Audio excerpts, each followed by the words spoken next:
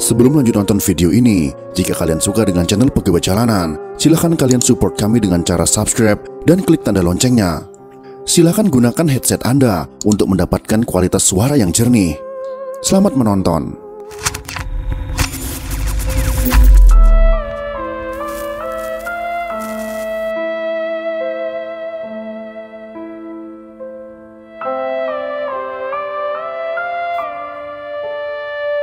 Hampir mustahil menarik kesimpulan yang pasti tentang siapa di balik peristiwa berdarah Gestapo.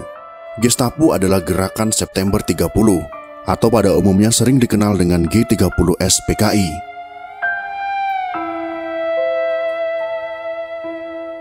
Berbagai posisi yang kabur dan kurangnya sumber-sumber tertulis, serta saksi-saksi memunculkan berbagai spekulasi tentang dalang peristiwa Gestapo. Meskipun video yang kami sajikan ini berasal dari buku yang kami baca, tidak menunjukkan siapa dalangnya atau menentukan beberapa jauh pihak-pihak tertentu terlibat. Penting dikemukakan berbagai teori, interpretasi, dan spekulasi mengenai aktor-aktor dalam peristiwa Gestapo.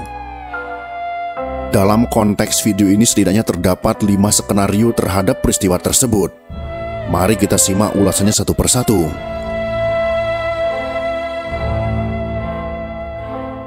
PKI sebagai dalang.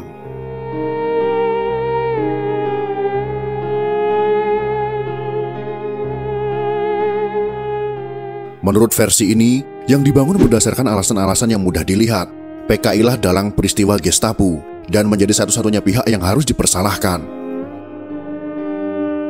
Berdasarkan sejarah pemberontakan PKI pada tahun 1948 di Madiun, yang dikenal dengan peristiwa Madiun, versi ini berpendapat bahwa PKI secara sistematis telah membangun kekuatannya. Versi ini juga menyebutkan PKI bukan hanya berhasil menginfiltrasi dan mengindoktrinasi kekuatan militer pro-komunis, tetapi juga berhasil mengarahkan mereka, khususnya para prajurit non-perwira, untuk memberontak terhadap kekuasaan yang sah. Versi inilah yang dipercaya dan diajarkan oleh tentara sebagai sejarah resmi di Indonesia, diikuti oleh para ilmuwan dan tokoh terkemuka seperti Arnold C. Bregman, Guy J. Pauker, dan Marshall Green. Mereka dikenal berseberangan dengan para ilmuwan Marxis.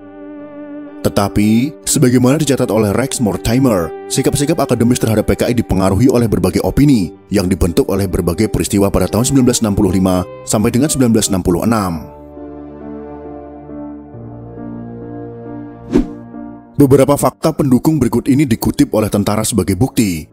PKI telah membentuk biro khusus sebagai organ rahasia dan non-struktural di bawah ketua Aidit. Rekonstruksi atas peran biro khusus didasarkan pada temuan-temuan yang menunjukkan adanya hubungan antara anggota biro khusus dengan anggota Politbiro, Komite Sentral PKI, dan kalangan militer yang terlibat dalam peristiwa Gestapo.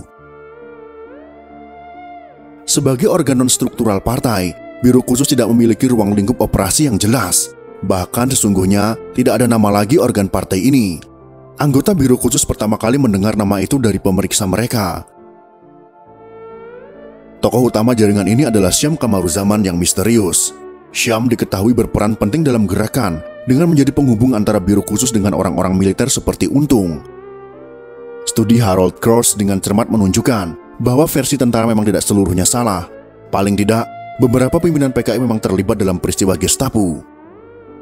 Hal ini juga diakui oleh Sudisman, satu-satunya tokoh dari 5 pemimpin PKI yang diadili. Sudisman mengakui, "Saya tidak bermaksud menyangkal bahwa beberapa pemimpin PKI terlibat dalam gerakan 30 September. Sama sekali bukan itu maksud saya. Seperti yang saya jelaskan, ada beberapa tokoh penting PKI, termasuk saya sendiri, terlibat dalam gerakan 30 September. Para pemimpin PKI tampaknya keliru memperhitungkan beberapa faktor. Pertama, mereka beranggapan bahwa peristiwa Gestapo akan meningkatkan ketegangan dan keretakan di tubuh angkatan bersenjata, khususnya adalah angkatan darat. Dalam kenyataannya, ditemukannya jenazah para jenderal justru menimbulkan efek bumerang bagi PKI. Hal ini diperkuat lagi dengan ketidakhadiran Presiden Soekarno pada upacara pemakaman para jenderal. Kedua, tanpa pengetahuan kemiliteran yang memadai, mereka salah memperhitungkan kekuatan batalion-batalion dan kompi-kompi yang terlibat dalam pertempuran yang sesungguhnya. Mereka juga keliru memperhitungkan kekuatan dan pengaruh para perwira menengah dalam jenjang profesional ketentaraan. Para pemimpin PKI keliru menduga persaingan dan keretakan di tubuh angkatan darat sebagai faktor yang berpotensi mendukung operasi mereka. Ketiga, para pemimpin PKI juga keliru memperhitungkan keteguhan Angkatan Darat dalam menyudutkan Soekarno ke posisi bertahan. Dan yang terakhir, tidak ada diskusi pra-Gestapo tentang kemungkinan kalah dalam permainan politik tersebut. Versi tentara banyak didasarkan pada bukti-bukti menguatkan yang berlimpah dalam persidangan Mahmilub, serta berbagai dokumen terkait seperti transkrip interogasi jaksa militer khusus, analisis CIA yang mengevaluasi secara rinci keakuratan laporan interogasi orang-orang yang ditahan oleh tentara, menyimpulkan bahwa versi tentara ini dibuat bukan untuk mencari kambing hitam. Persoalannya, pendukung versi ini adalah para pemenang, yaitu para perwira militer dan birokrat pemerintah. Selain itu, banyak bahan pendukung versi ini yang muncul sangat terlambat, ketika rejim yang baru mulai merasa khawatir terhadap isu yang peka ini dan menutup kesempatan bagi diskusi terbuka.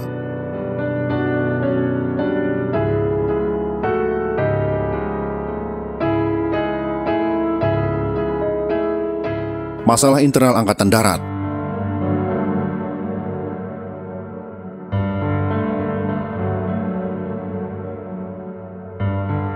Versi kedua ini sangat berlawanan dengan versi pertama, menginterpretasikan bahwa kudeta dan aksi pembalasannya merupakan masalah internal Angkatan Darat.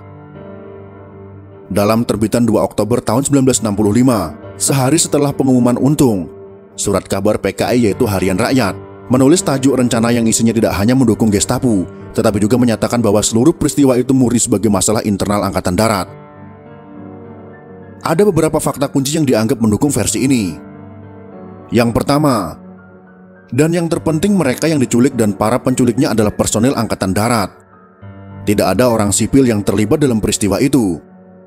Kedua, tidak masuk akal bila PKI berjudi dengan menyingkirkan para jenderal melalui jalan kekerasan, sementara partai tersebut menikmati perkembangan dan kekuasaan yang sangat menguntungkan. Versi Angkatan Darat mengidentifikasi dua biang keladi yang berotak jahat. Pertama, yaitu Letkol Untung, perwira yang sewaktu terjadi pemberontakan PKI di Madiun berjuang di pihak komunis.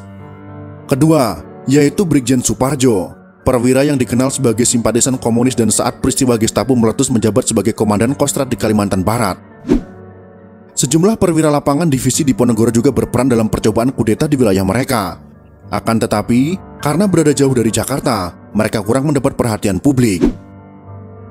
Menurut versi ini, bukti yang diajukan dalam sidang-sidang Mahmilub, khususnya kesaksian para perwira yang terlibat, tidak membuktikan bahwa percobaan kudeta tersebut didalangi oleh PKI. Meskipun tujuan Angkatan Darat mengadakan sidang adalah bentuk pembuktian PKI yang memperkasai percobaan kudeta. Tetapi bila kita analisa lebih jauh, versi ini ternyata sangat lemah. Karena kita ketahui Letkol Untung dan Brigjen Suparjo, mereka pernah punya riwayat bekerja di pihak komunis. Maka dapat kita tebak keduanya mempunyai hubungan yang erat dengan partai komunis. Semoga informasi yang kami sajikan ini bisa bermanfaat untuk kita semua. Jika kalian suka dengan video ini, silahkan berikan jempol ke atas. Dan jika kalian menganggap video ini bermanfaat, maka bagikanlah untuk teman-teman Anda yang lain. Terima kasih sudah menonton.